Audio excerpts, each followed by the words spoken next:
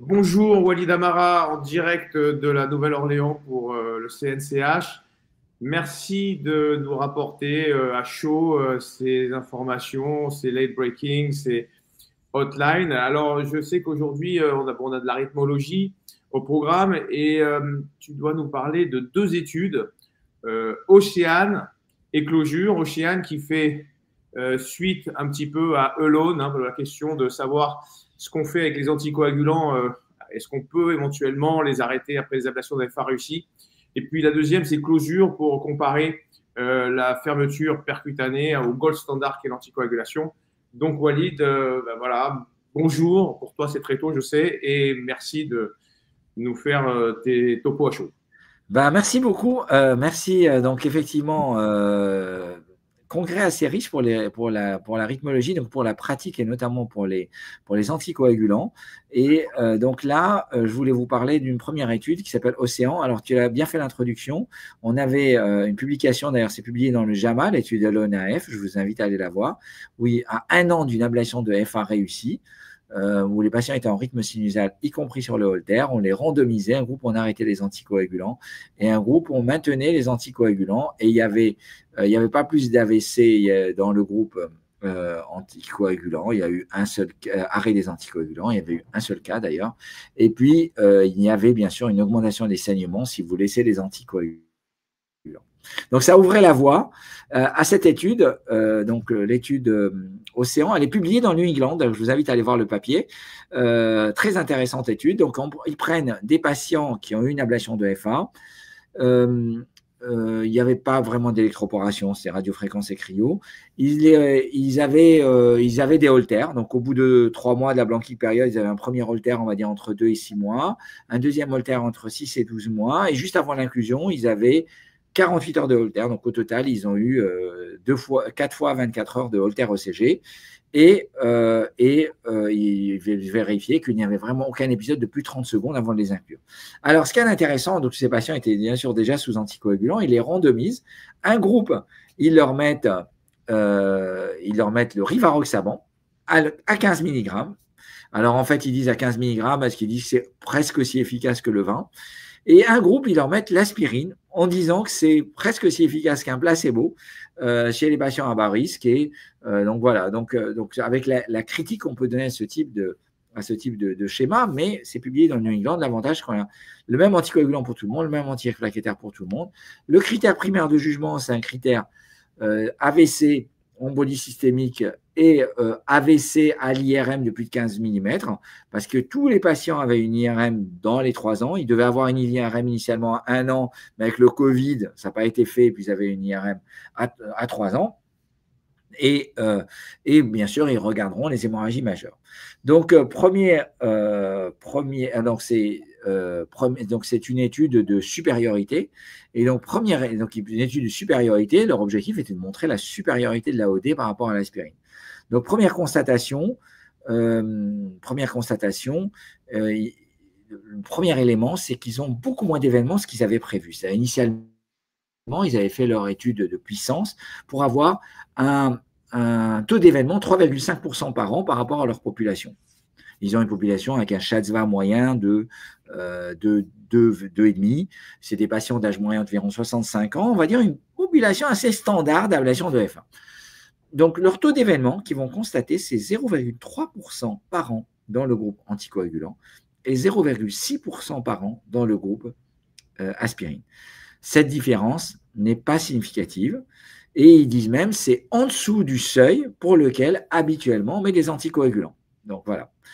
Deuxièmement, quand on regarde les hémorragies majeures, il y a numériquement plus d'hémorragies majeures dans le groupe anticoagulant que dans le groupe aspirine, mais cette différence n'est pas significative. Troisièmement, dans le groupe hémorragie cliniquement significative et non majeure, il y en avait plus dans le groupe anticoagulant que dans le groupe aspirine, avec une multiplication de risque par 3,5. Hémorragie mineure également multipliée par 3,5. Donc la conclusion, c'est que, il n'y a pas de supériorité du traitement anticoagulant par rapport au traitement par aspirine post-ablation de FA. Deuxièmement, il n'y a pas de différence significative des hémorragies majeures, mais il y a plus de saignements non majeurs dans le groupe anticoagulant. Alors, ce qui est intéressant, c'est la discussion. Et effectivement, donc l'auteur principal de l'étude, qui est Atul Verma, a été interrogé à la discussion de savoir est-ce que cette étude, associée aux autres études, vous pousse à arrêter les anticoagulants après une ablation de l'AFA réussie. Et il a dit qu'il aurait tendance à arrêter les anticoagulants à des patients qui ont un SHATS-VA jusqu'à 3, s'il y a 1 an, ils n'ont fait aucune récidive. Alors, c'est trop tôt, bien sûr, tu vas me dire. Les recommandations, pour le moment européennes, datent d'il y a pas 1 an, disent qu'on doit baser notre raisonnement sur le SHATS-VA, mais c'est très intéressant parce que probablement, ça pourrait être un changement de pratique. Ça fait donc 2 études qui touchent ce sujet sensible. J'ai envie de te demander, je ne sais pas si Atul Verma, il a dit j'arrête ou je mets de l'aspirine, parce que finalement l'étude c'était, il n'y avait pas de bras où on arrêtait tout, c'était avec aspirine, on ne sait pas pourquoi ils n'ont pas pris le risque d'arrêter tout. Alors, il a dit j'arrête,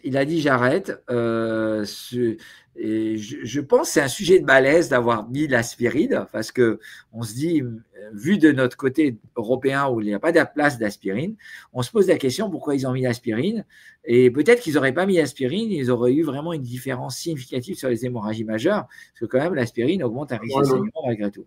Donc voilà, en tout cas, les 2 études sont très intéressantes à montrer. Je suis un peu étonné que l'eau ne soit pas publiée dans le New England, elle fait le JAMA, et que cette étude, elle arrive à faire les New England. Mais bon, les Américains sont très forts. Enfin, on va dans le sens de la désescalade pour libérer ces patients, parce que quand on se dit on a réussi une intervention, on se dit bon sang, ça serait bien de pouvoir arrêter l'anticoagulant, mais on sait que ça n'est pas aussi simple que ça, que l'AFA n'est pas le seul facteur, que c'est parfois un marqueur. On ne sait pas quand est-ce que c'est un marqueur, quand est-ce que c'est une cause.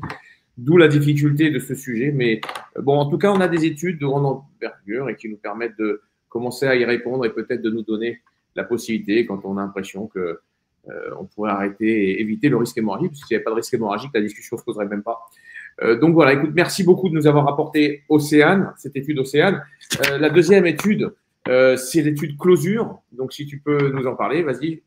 Alors, l'étude closure, c'est intéressant parce que c'est une étude qui s'intéresse à la fermeture de l'auricule. Donc là, on est dans un autre sujet.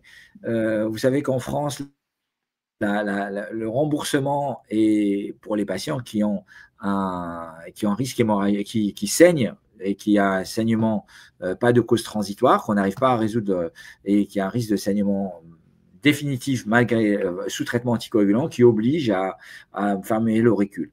Le rêve des constructeurs serait d'avoir la fermeture de l'auricule en face du traitement anticoagulant et d'avoir le choix entre les deux. On avait eu l'étude Champion qui, pour les critiques qu'on peut lui donner, n'avait pas inclus dans son raisonnement les complications périprocédurales. Donc, c'est vrai que oui, qu'il y en avait, hein, voilà. Et donc là, c'est une étude, alors c'est une étude académique allemande ils prennent des patients, alors ils prennent des patients quand même relativement risqués, hein, des patients en moyenne qui ont 78 ans d'âge moyen, qui ont quand même un certain nombre de comorbidités. Ils ont un score SHATS-VA, par exemple.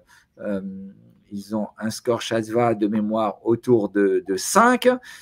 Ils ont un ASBLED autour de 3. Donc, c'est quand même des patients presque 80 ans. Donc, un risque plutôt non négligeable. Ils les randomisent.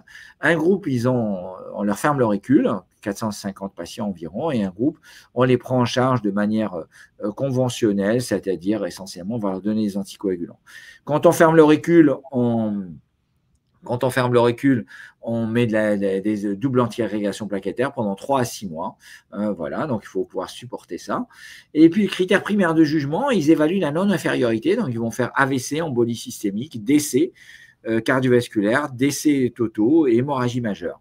Et bien sûr, ils vont regarder l'ensemble des critères. Alors, le premier élément, c'est que leur objectif était de démontrer une non-infériorité, et la non-infériorité n'est pas démontrée. C'est le premier élément, donc l'étude est négative.